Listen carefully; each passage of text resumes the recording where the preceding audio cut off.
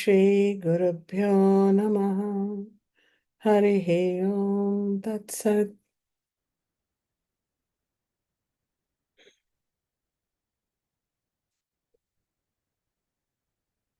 We are exploring the beautiful hymn, the Stotram Bhaja Govindam, by non-dual master Adi Shankaracharya from the 8th century.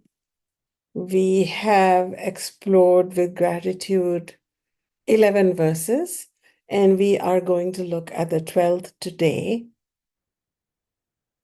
I could go through this verse, which feels like a repetition of some of the thoughts presented earlier, pretty efficiently, except that I will choose to slow down even more on the 12th verse. It might take all of this session and even another session. And that's the beauty of satsang, where we don't just go through the verse intellectually, mentally, verbally, but we allow the verse to go through us and do the work of acting like a hammer, a sledgehammer, and chipping away at the moha, the delusions that we are carrying. And this is an important verse because we are all carrying the burden of our unfulfilled desires. And because of those unfulfilled desires, we are wandering here and there, literally as well as psychologically, to fulfill them. We are victims of those that are unfulfilled. We have a narrative that makes us unhappy, and we are missing the opportunity of awakening to our soul's true purpose. The soul has fallen deep into samsara kupa, the well of samsara. It is drowning in the samsara ocean, samsara sagar, and we have to quickly hold on to the knowledge, the jnana, the Bhagavad Kripa, the grace of Ishvara to provide us with the opportunity to do the Shravanam, the hearing of this beautiful Bhaj Govindam in such a slow, steady, systematic manner that death has not come to any one of us that has begun this study. Kala or time has not devoured us, and we can indeed accomplish this study one more verse at a time, and with that, change our core misperceptions, and with that change, liberate our mind. Because just beyond the busyness and the worry and the anxiety of the mind lies a stillness, and in that stillness, the mind can turn inwards and grasp upon the indwelling Ishvara and become blissed forever, changed forever. Ishvara is so close, yet so far. Atma is your true nature, yet we are forgetful of it. Let us explore verse 12 with a leisure. Let us give ourselves permission to drop what is ready to be dropped. Dinayaminya sayam pratah shishiravasantam punaharayata kalaha kridati gacchatayayu tadapi namunjati ashavayu. Bhaj Govindam, Bhaj Govindam, Govindam Bhaj Mudamate. What is Shankaracharya saying to us? Remember, the first 12 verses are authored by Sri Shankaracharya himself. The first verse, Bhaja Govindam, Bhaj Govindam, Govindam Bhaj Mode Samprapte Sannihite Kale, Nahi Nahi Rakshati Dukrina Karne, that was like an exclamation. But then the verses that follow, the 12 more verses that follow, are composed by Shankaracharya. So from verse 2 to verse 13, we have the first bouquet of offerings. And these are the ones that we slow down and pay a great deal of attention to. We are on the 12th verse, and what Shankaracharya is saying is daylight followed by darkness, dusk followed by dawn, winter followed by springtime. Come and go, come and go, come and go. Day becomes night, dusk becomes dawn, winter becomes spring. Then once again, there is nighttime that becomes day, dawn that becomes dusk, spring that becomes winter. There is this cyclic movement of kalaha or time. Kalaha has two meanings. Sometimes it is used as death, and sometimes it is used simply as the passage of time, time itself. So dina means day, and saya means night. So dina becomes night. Shishara means winter. Shishira ritu becomes vasanta ritu, becomes a season of spring. Then the third line is kalaha kridati. Krida means to play. It's as if time is playing. But gachat ayuhu. Gachati. Comes from the root word gum, to go. And so, but ayu, or ayu means life. Ayu means our allocated span of life. So and so will be in this body so many years, so many minutes, so many seconds, so many nanoseconds, exactly so many in-breaths, so many out-breaths is allocated by the Ishvara intelligence. It is prefixed whether you are a snail, whether you are a mighty human. But while this is happening, this grand play of some sense of continuity, that if it's morning, it will become night, night will become morning, day will become evening, spring will become winter, winter will bring in spring. There is a sense of reassurance here. But what Shankara wants to wake us up to is the fact that critical time is passing and life is ebbing away. And then comes the last line, Tadapi na munchati. Um, um, Still, we do not give up the mind. We do not give up in our mind our net bundle of desires, ambitions, aspirations, unfulfilled ideas. We carry them around. So he compares it to a storm of Vayu, like a windstorm that never leaves us. So we are walking around with these typhoons of thoughts, ideas, aspirations, but ultimately these are just unfulfilled desires that these we are not willing to set aside. So in this, we are being called forth to look at these cycles, and these cycles, this repetitive existence or the repetitive phenomena of day, nights, light changing in a 24-hour period, and seasons changing in a 12-month period.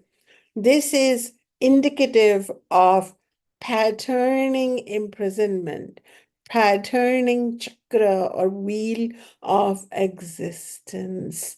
And in this wheel of existence, we are wandering about in this forest of repetitive existence. We don't know why day becomes night, who ordered it, what's happening, how the seasons are changing, but they do. And in this existence, we are literally wondering about, uh, lost. And this is the pathos that while it looks like, oh, look, it's morning, oh, wow, it's night, oh, what a blessed universe we live in, but actually, really, is it? Samsara chakra etasmin jantur ajnana mohitam brahmayan sukham cha dukkham cha bhukte sarvatra sarvada. In this samsara chakra, wheel of samsara, um, this jantu, this living creature, whether it's an amoeba, a tadpole, a human, this living entity, this body that eats and eliminates, is wondering about Brahmyati, bewildered. By what? By moha, by I'm going somewhere, I'm going to do something. This morning is different. This spring is different. Renewal. We can give ourselves those words, but the reality is we are just wondering about, bewildered, experiencing sukha. These words you must know if you are continuing to study Vedanta. Sukha means happiness, and dukkha means distress. We are just, sometimes happiness comes our way unasked, and sometimes dukkham comes our way unexpected. It's just all not under our control in this samsara. And this is all going on everywhere, sarvatra, and sarvada, always. This is the reality. Now, when I was preparing to teach you last night, I was thinking, what do I want to tell you about this word Brahmati, this wondering about, because our egos tell us that we have such purpose. So I wanted to talk to you about this moha, this delusion, which samsara is making normal for us. So I wrote some words and I wanted to read. I may not read it, just read it to you, but I'll talk about it from you. So I imagined a soul's journey because we are all souls surrounded by a material container that eats and eliminates, and that's how it carries us around. We are caught up in samsara. So imagine a soul caught up in the web of samsara, wandering through the dense forest of the material phenomena of samsara. And with each step, the path changes. I'm reading it a little bit. Twisting, turning, offering moments of sukha, happiness, and then plunging us into unexpected dukkha, sorrow. Now, this soul, unexpectedly deluded by ignorance, not knowing what it's looking for, stumbles upon a beautiful flower. Its colors are vibrant, its fragrance is intoxicating, and the soul is captivated by the beauty, and for a moment there is pure happiness. Oh, I live in a wonderful place. And soon, unfortunately, even as the happiness has not ended, the flower starts wilting and withering away. Unfortunately, the happiness is yanked out of the heart of the soul, and now dukkha or sorrow starts emerging. And the soul that was hoping to have these flowers in its life feels empty-handed, yearning for the next bloom, forgetting that beauty was never meant to last, that this is going to happen. Everything changes. So this is the delusion that we think that now that I have the flower, I'm good to go.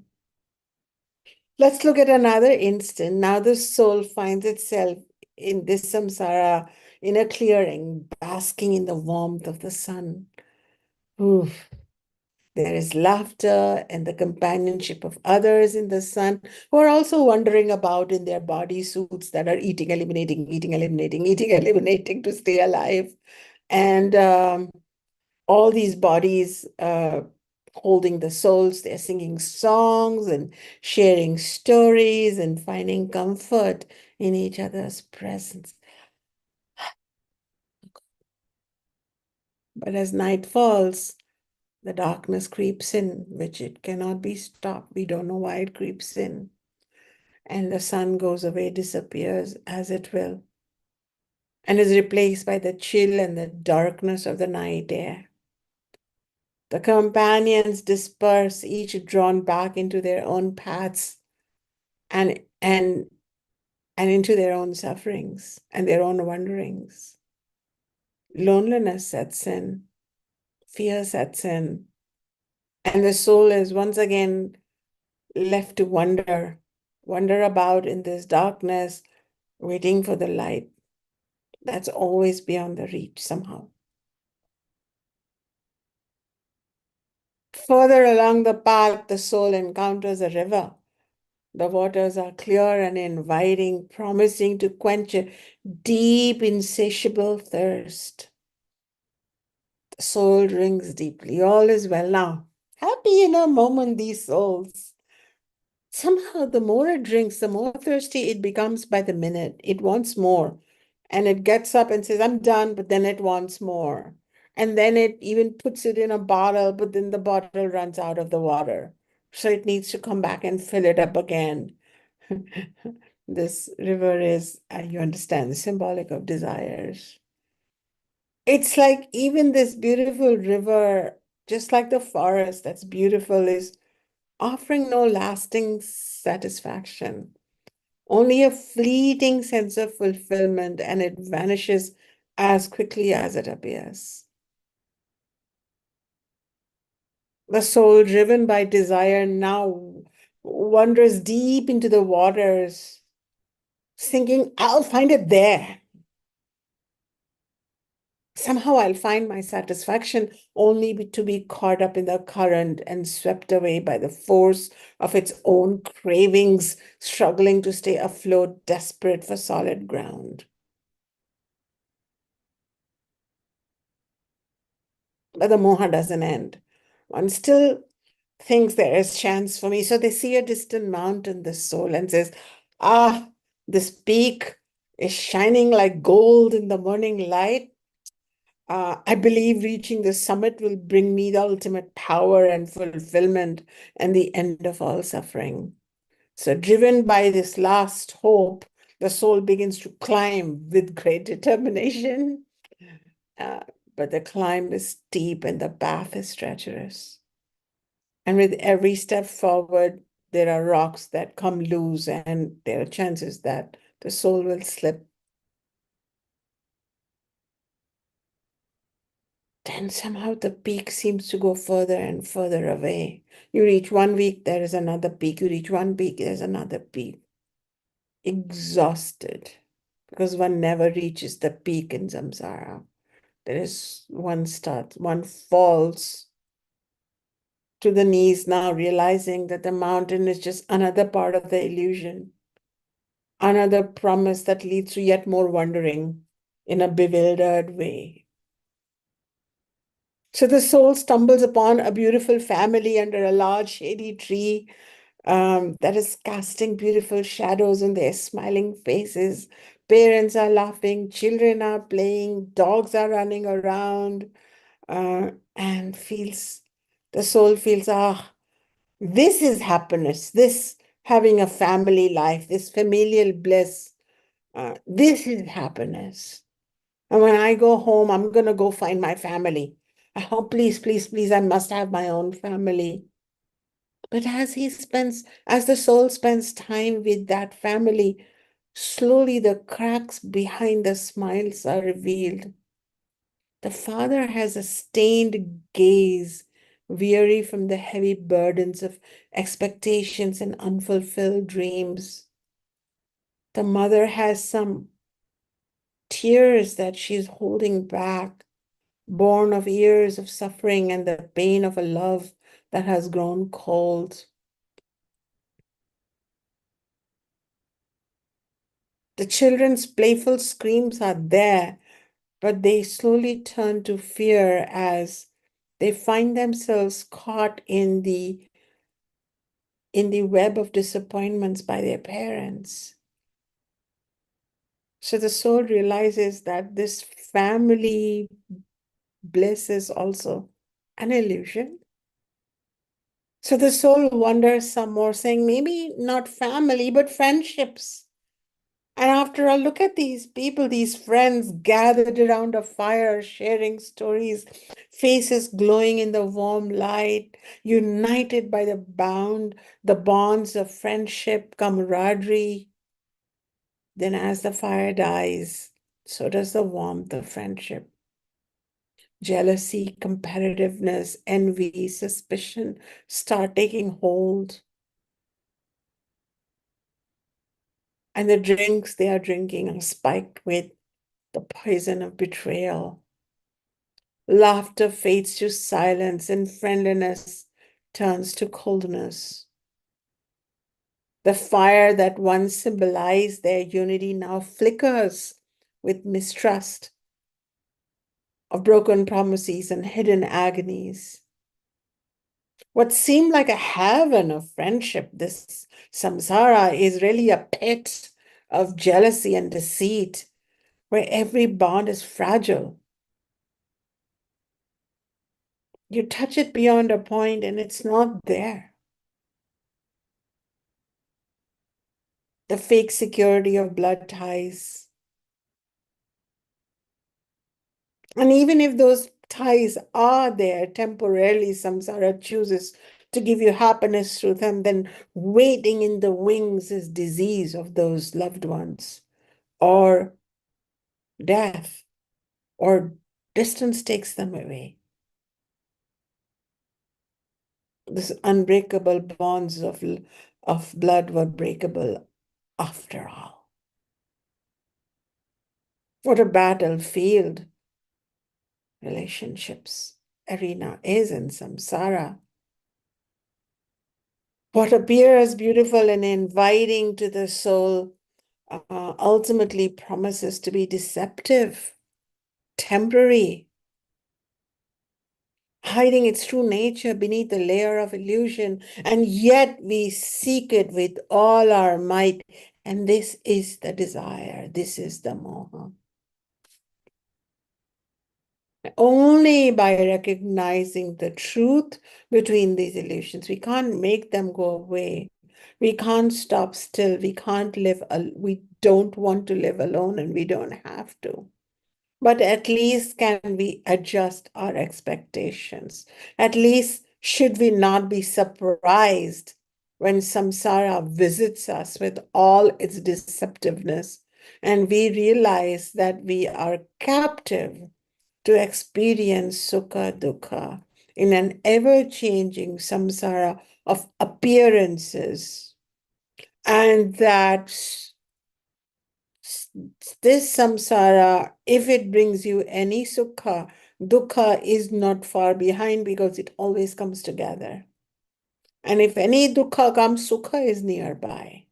Once we realize that, then for true stability, true knowledge, true security, true bliss, we turn towards the unreality, unchanging reality of Ishvara, represented by Govinda. So this was my writing that came up, and I thought I would share with you that ultimately the little bit of happiness that came in through the joy of the flower, the warmth of the sun, the quenching of the thirst, the climb up the mountain, the it really represents the cycles of hope. There are another cycles of hope and disillusionment that will be part of our life. And until we have avidya, until we have spiritual ignorance about the nature of the setup, we shall continue to be caught up in the loop of moha or delusion, and the ignorance feeds it, forever wandering in the forest lost, bewildered, shocked, crying, lamenting, forever trying to fix it, either physically fixing it, emotionally fixing it, psychologically fixing it. And many even come to spirituality to only fix themselves and be more happy. But you cannot be more happy.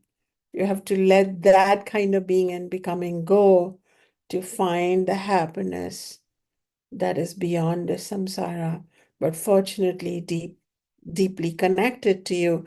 It's just a matter of seeing through that repetitive existence and always clutching for the same old, same old.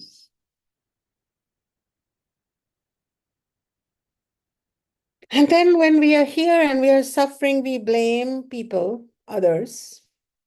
We blame our own body for letting us down, like it's aging or it's diseasing.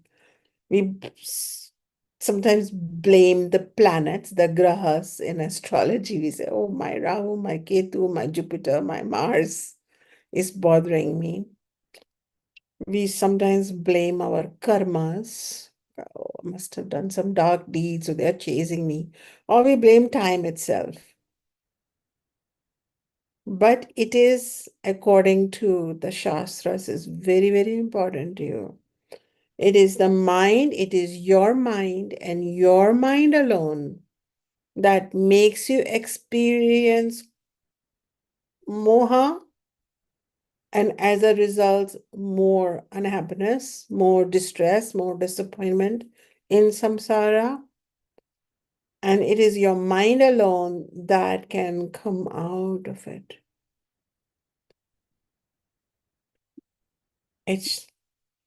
This is a lot of responsibility, but it is the responsibility. That is why in a very respected Puranic text, the Srimad Bhagavatam, we come across this teaching. Nayam jano me sukha dukha hetuhu na devdatma grah karma kalaha mana param karanamamananti samsara chakram parivartayat yedayat. People are not the cause of my unhappiness, nor and distress. Neither are the devas, the deities, nor my own body. What's wrong with this body? Why couldn't it be designed better? We are heard to say.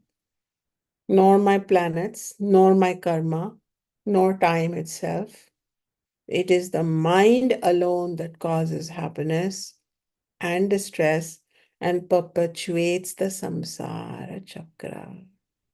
Why? Because the mind, which includes its resident sense of I and mine, ego, ahankara, just does not give up, does it? It does not.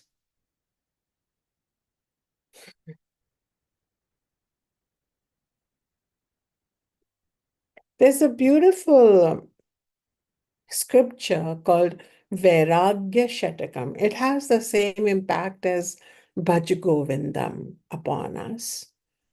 And it is by another scholar, Brihatahari. And in that, Brihatahari says, in a similar sentiment, and I'll translate it for you. Daily, with the rising and the setting of the sun, life shortens, and time and its flight, its passage, is not felt. Why? On account of many affairs of the mind. We are heavily burdened with manifold activities. Um, so we wake up every morning purely with our intentions of I have to do this, I have to do that, and we get busy in that. Neither is fear, like real fear, produced We say we are fearful of death, but if we were really fearful, we would try to seize the element of life inside us. But instead, neither is fear produced at beholding, the change of birth, then death, old age, suffering, and then so it there is we are looking at it, but we've made it the normal. Yeah, so everybody will die one day, everybody who's born will die. We come up with these philosophical maxims. So eat what you can while you are alive, or mate as much as you can. But then Brihathari says the world has become mad by drinking the stupefying wine of delusion, the stupefying wine of moha, as if all these bodies, these machines that eat and eliminate, with little bits of Ishvara souls captured in them, which have big taken on their own life, just running around. And amidst all this heavy duty transience and change, and yet they are all busy with their to-do list.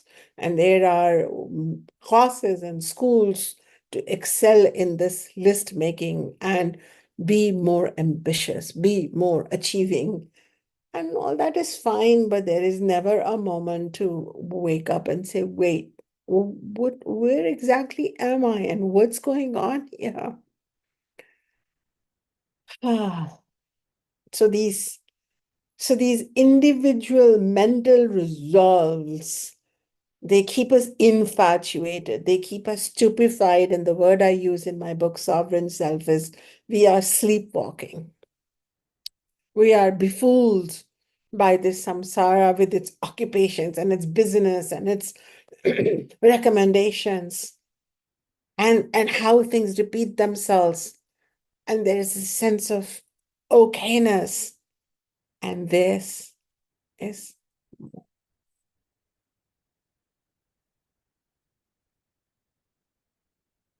just take a moment to be silent and recognize how you have been so occupied in this upstairs unit here, to not even be present in your heart area, in your hidayam.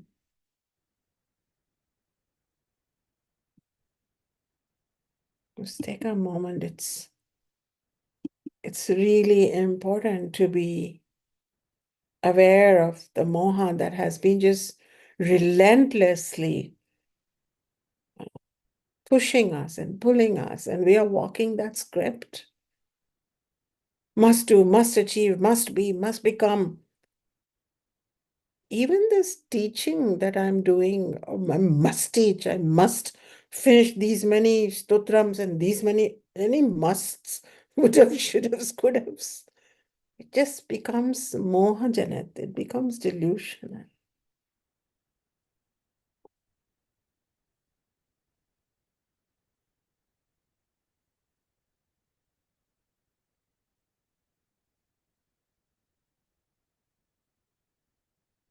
It's a very deep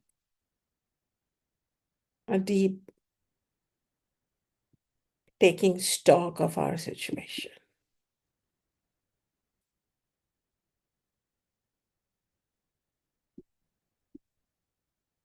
What to do.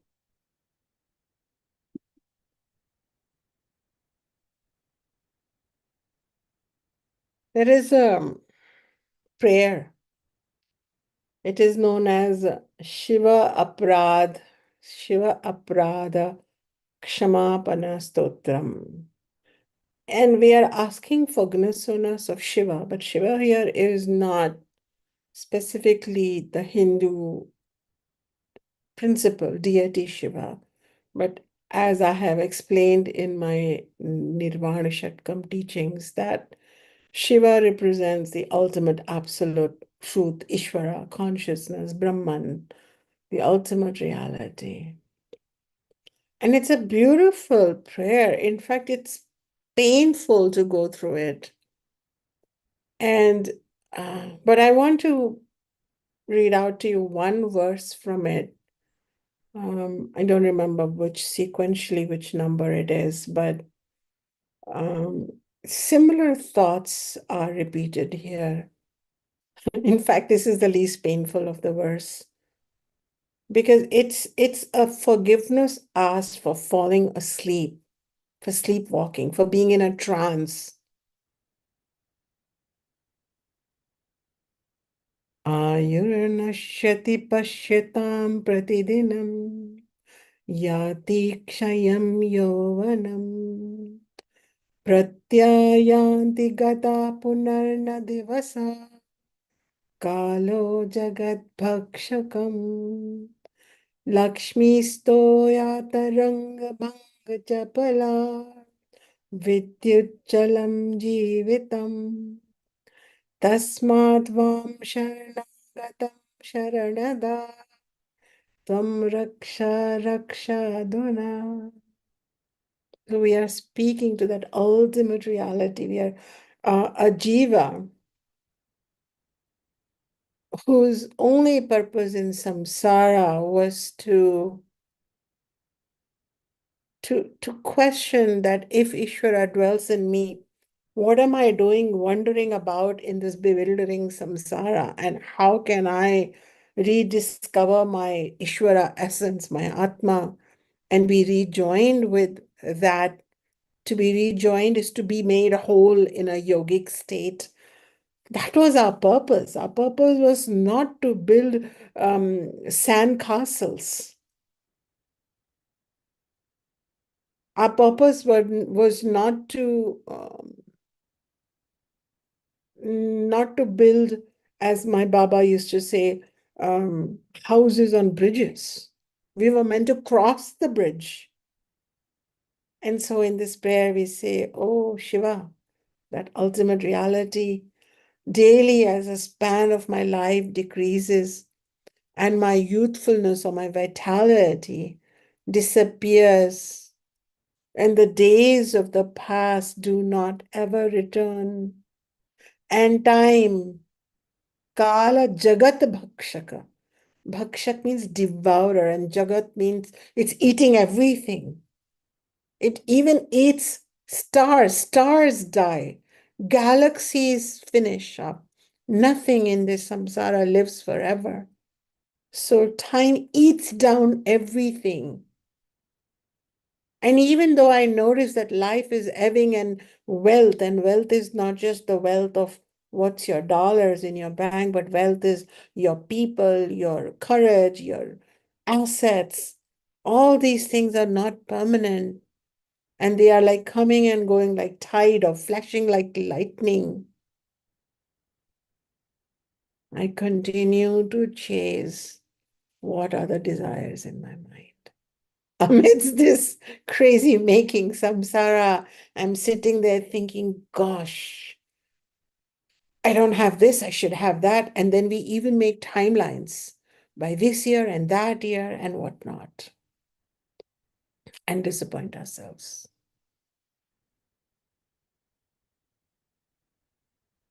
Life is slipping away before my very eyes, and with each passing day, my strength is withering. The days have departed to never return. Time is a relentless devourer of the whole world. Wealth and people in my life are transient like waves breaking upon the shore, and life itself is flickering within my body like a lightning bolt of the sky. Therefore, O giver of refuge, I beseech you, save me by waking me up. I have come to you to seek shelter. This is the prayer. So we must now, at leisure, have a discussion on desires. Because you may, due to the teachings, be concerned at how your mind has been caught up in the moha and you have wasted days and years and decades and a whole human lifetime on chasing illusions in an illusory samsara. But we have Shastra. Shastra is the word for all the Vedic literature. Shasanat iti trayate shastram. What is Shastra? That which, first and foremost, by warning us, protects us. Then, if we try to understand it with a qualified teacher, really spend time with it. So, in a casual reading of Bhaja Govindam, it will protect us. Just that act of reading will generate some punyam or positive karma for you. But if you understand it like you are trying to understand it now, then what does it do? It protects you. Protects you from future wondering about, flitting your time, becoming disappointed and raging crazy because you have what the others don't have. You don't have what others have. And finally, Shastra enlightens you. How does it enlighten you? When you take what is heard, you contemplate upon it. This is the second step of Vedic education. First is hearing, which you're participating in. But then you go home and you contemplate on it, which could be done by reviewing this video, pausing, writing notes, journaling, making drawings, thinking about it while driving or mopping your kitchen floor, and then trying to catch yourself when your mind becomes uncomfortable. And we'll go there. How to get rid of this desire. To say, oh, that's just moha. Come back, take a deep breath. Oh, I must live longer. Come back, calm down. We eat well because it's the dharmic thing to do, but we don't eat well to live longer. We try not to control anything. And so to become enlightened.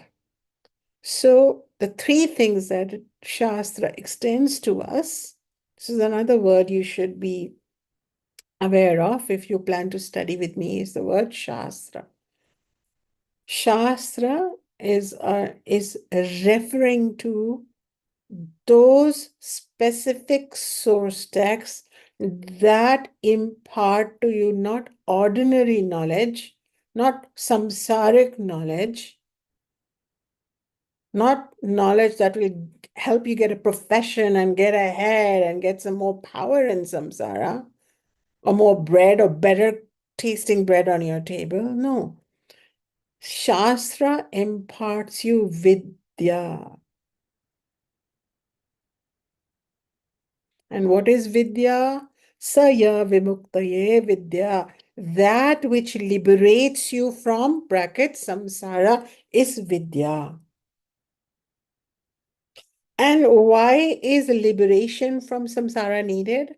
Because liberation from this illusion, the moment we are liberated, we become whole and complete because we already are that. It is only because we are wandering about in this realm like we are caught up in a dream and we are trying to fix that dream instead of waking up from it. As a result, we have to look through this verse of Bhaj Govindam at what is our great ancestral teacher telling us. What is he saying when he says in the last line, Asha Vayurna Munjati? What is he saying? It's the central theme. What he's saying is that this storm of the word is Asha. And Asha is usually a positive word in Sanskrit. Asha means hopefulness. And when we hold Asha in regard to a spiritual progress, and embodying better dharmic values, then probably asha is a good word. But probably Shankaracharya used asha carefully because sometimes our daydreaming and our asha, our hopefulness for a better future, ends up becoming a noose and controls us.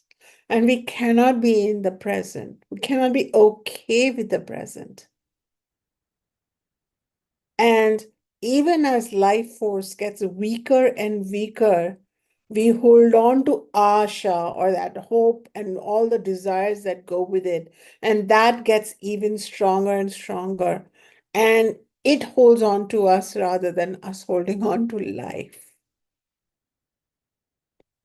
That's why unpacking, slowing down, and unpacking this hold of desires, unfulfilled desires. Why am I not fulfilled?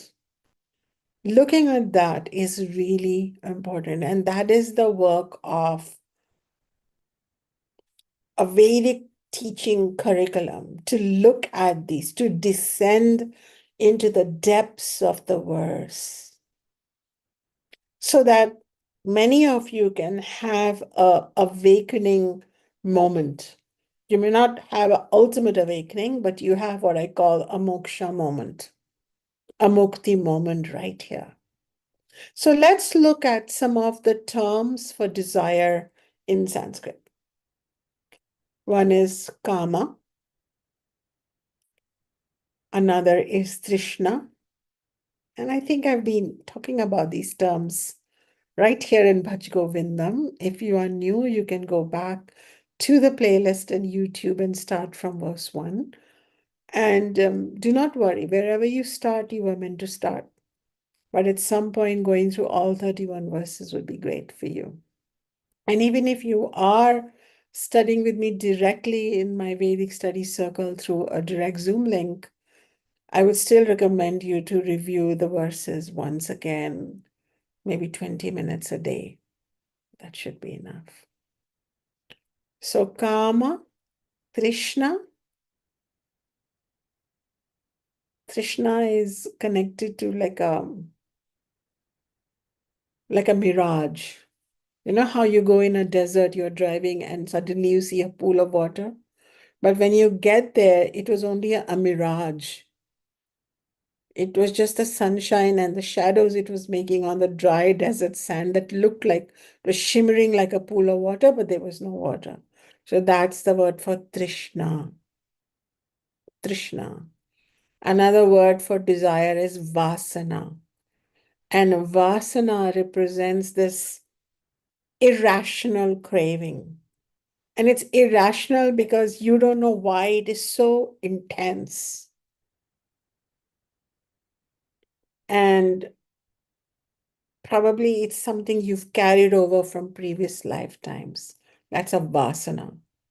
And it colors your judgment, it colors your lifestyle. And a lot of people compromise on sex vasana, money vasana, alcohol vasana, hoarding vasana, porn vasana, power vasana. Happens. Another word is Ishana. Eeshana, Ishana. It's a long E. Ishana.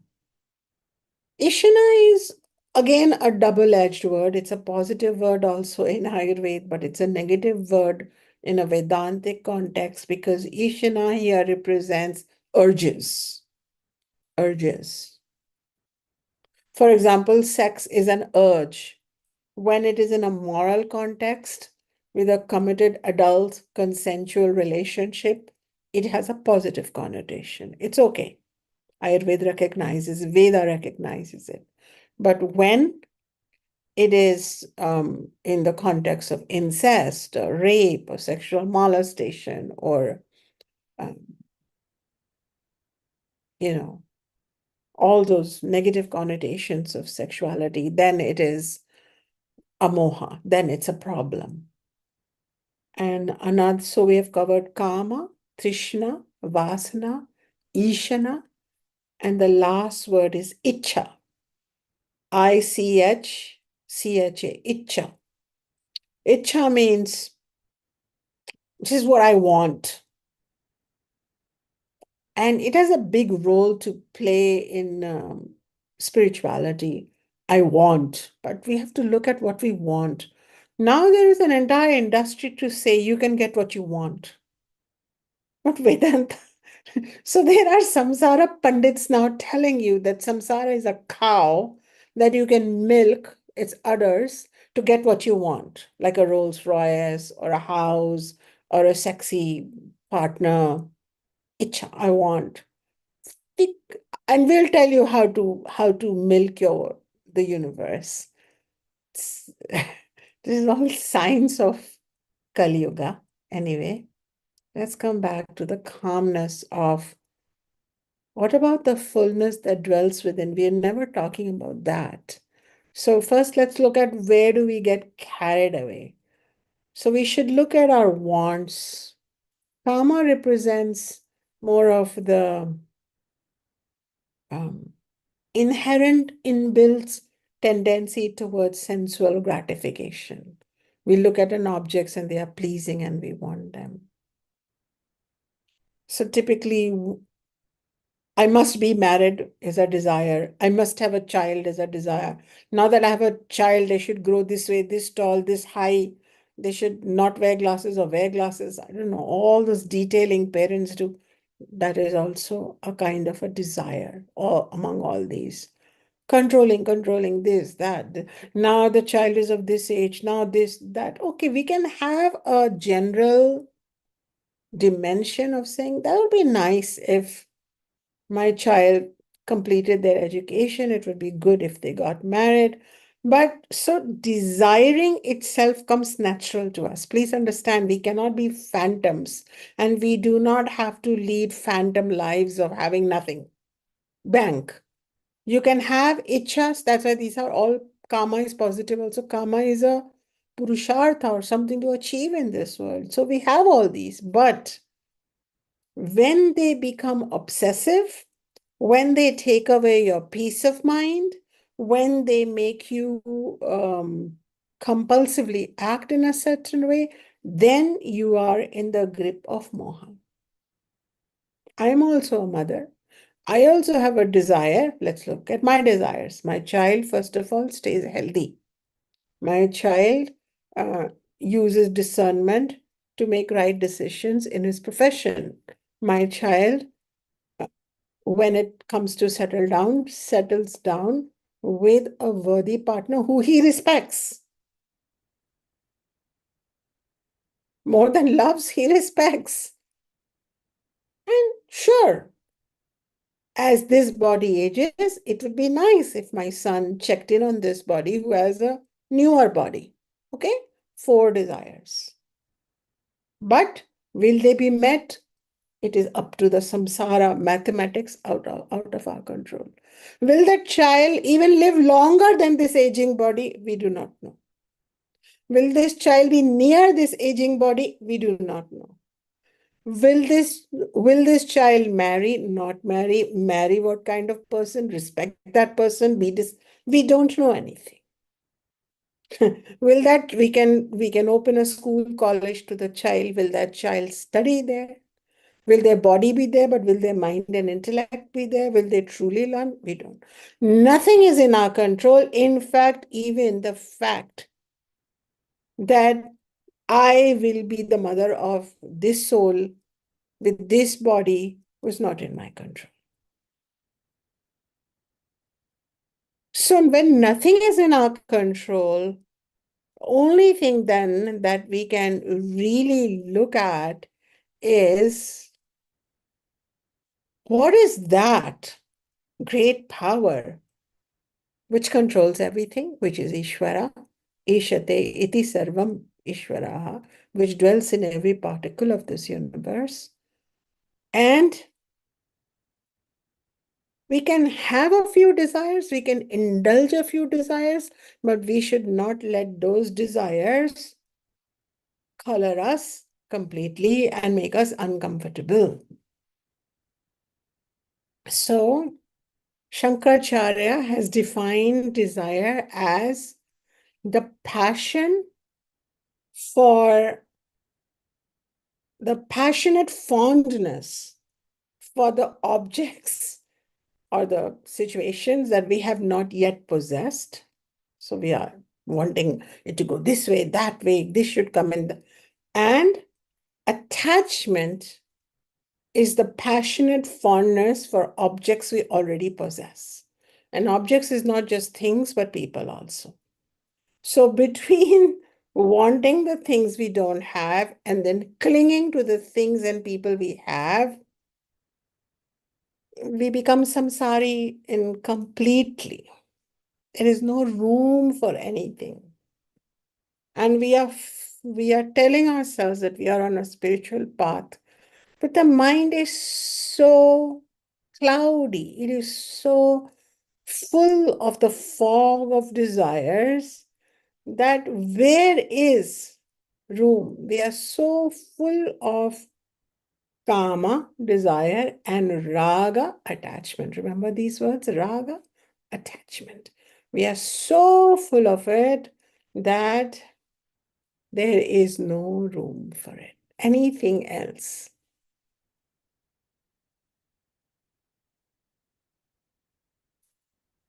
In our continuing session, I will share with you teachings from the Amrita Bindu Upanishad on the purity of the mind. There are two kinds of mind, pure and impure. What makes the mind impure? Which is this storm, this cloud of, I want this, I must have this must go this way, this must just cannot still, cannot be okay with interesting. Samsara is this way, and the body is going this way, and the mind is going this way, but I am just looking at it. We're not able to do that. So we're going to look at Bhagavad Gita's teachings on pure and impure mind. We will look at the Amrita Bindu Upanishad, and we will look at why cultivating a pure mind is spirituality 101. And if we are really serious about Bhakti Yoga, Jnana Yoga, Karma Yoga, then we need that pure mind. And then we will conclude with when we are being barraged by these either karmically traveling desires with us or biological, physiological desires, how do we lay them to rest without needing to have knee-jerk reactions of wanting to fulfill them or wanting to somehow um, have them fulfilled for us, or lamenting for the ones that we don't have fulfilled, or feeling proud of the ones that are fulfilled and clingy. So how can we deal with the problem with the desires? Because the stream of desires never dries up, and quenching the desires is like refilling the desires. They never get filled up. So we are going to continue looking at the teachings that live behind the verse 12. Where do they live? They live in the sampradaya. They live in the spoken tradition. These teachings were never written down for thousands of years. Are you aware of that? These teachings, these verses, these stotrams and their teachings have been written down only in the past, maybe like last 500 years. Yeah, I would say that. Prior to that, these teachings, even Bhaja Govindam, was not a popular singing bhajan. It's not a bhajan, it's not a kirtan, as people like to say it, nor is it directly connected to it is not a kirtan of the Hindu religion. It is actually a Vedantic teaching tool. It is a shastra.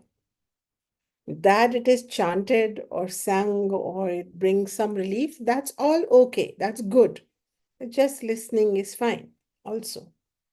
But really, these teachings were held inside sampradayas or lineages that imparted this detailed teaching, which I'm trying to revive, so that whoever is available to receive them in the moment, which is the best because it's happening in Kala Samyak time, the time the listener and the speaker are aligned in that moment. So hence we opened up this opportunity to become a Vedic Way member and get the Zoom links. And no fee, no contract. Just come on and take the link, study if you want to. But we just made it a little bit of an effort to do that because your effort then aligns your intention to want to study. And for those who want to casually audit the teachings or occasionally listen to the entire teaching but then not be available the next time, we're also making them available on YouTube. And why are we doing that? Are these desires? Yes, remember in the very first classes we talked about two categories of desires, Shreyas and Preyas. This is from Katha Upanishad. Shreyas desires take us closer to liberation. If we can do things for others, if we can spend a bulk of our day helping other samsaris who are walking around confused, bewildered, and running after this and that to calm down, to go within, to become still, then actually it's helping yourself only. Because we know through the teachings of Shastra that self is one. So if you can spend more time in Shreyas activities, it is better. Hence, we are teaching. But if this whole activity was from a prayer's perspective, the ego wanted to do it, the ego wants to be recognized, and the ego wants to know who shows up, who doesn't show up, the ego wants, then it is a prescription for pain, suffering, and devolution. So you can have evolution or devolution. As a final part of this verse, it is also timely to tell you about the time travel of souls within the samsara setup. And that how rare is the birth as a human on earth, and how critical it is to achieve mukti or moksha in this birth or few births thereafter, and how to start the process squarely and fairly. Because there are higher beings in, there are millions of galaxies. You really think Earth can be the only place where there is life? So Vedas has recognized those higher places where after death we can have a good life, but cannot achieve mukti. For mukti, one has to come on earth, one has to be caught up in the samsara, and the hero's journey is to not be caught up in samsara and to remain steadfast in your inner knowingness. That is the hero's journey. And when we accomplish that through the aid of Bhakti Yoga, Bhaja Govinda, because without bhakti, our ego remains supreme. But with bhakti, it becomes humble. And through Jnana Yoga, remember, Bhaj Govindam is a combination of Jnana and Bhakti Yoga.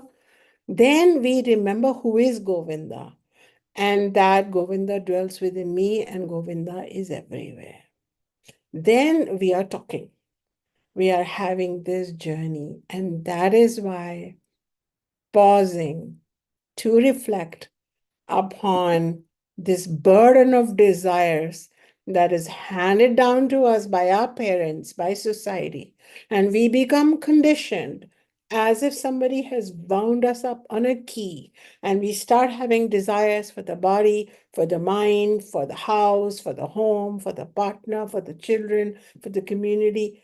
And while we want to live in society and we have this human aspect of us, this samsaric aspect of us, We want to bring our Atmic aspect to our samsaric life. And this is the difference between a true spiritual seeker and some other seeker. You live in samsara just like a lotus grows in filth. That's its home. So lotus is very important for us. A lotus's home is a filthy, muddy, stagnant pond, which is representative of samsara. But the lotus blossoms into this beautiful flower, fragrant flower. It has self-conviction that I am not muddy. I am not doomed for this muddy existence. And then, with the first light of the sun, it starts growing and it rises above the filthy water. It throws out this long stem. And then there's a unique aspect of the lotus is that when the first ray of the sun touches the earth, the lotus starts opening up. It's so greedy for what? For light. It wants the satsang of the sun. It wants it. And then around 3:34, it starts closing. At least here in California, in my home, that's what she does. She just closes herself because she wants no part of anything that has nothing to do with light. So we have to live like lotuses. She does not carry the burden of the filthy pond. She's not worried about it. She's not trying to clean it up all the time. She's just being herself. And to be yourself, we have to have a purer mind. We may have a few desires. Like I had a desire, may this class go well. But then I know what to do with the desire. Take it to Ma Saraswati, as if I am teaching it, as if my ego is going to teach the class.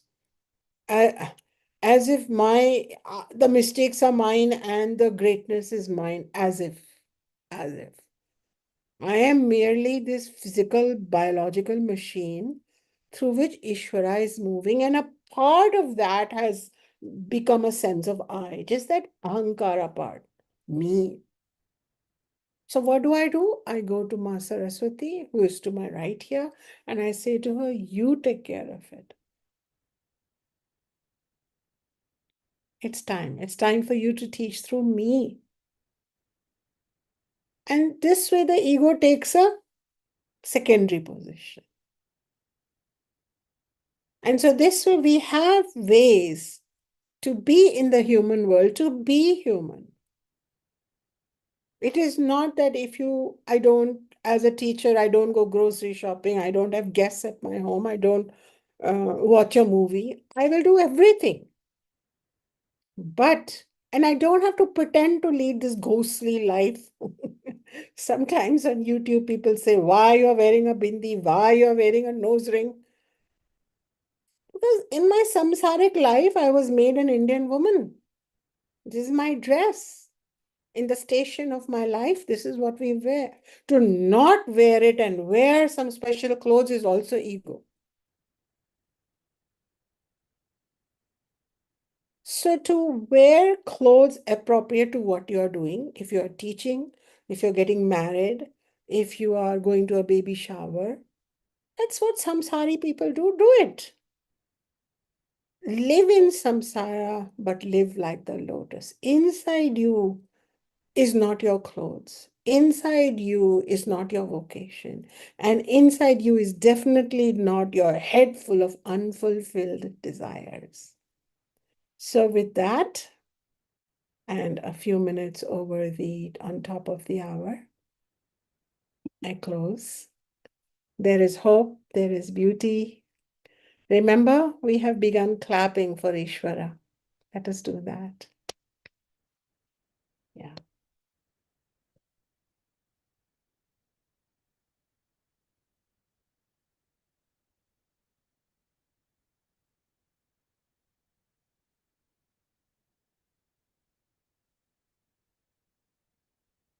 Jai Ma, and thank you, everyone.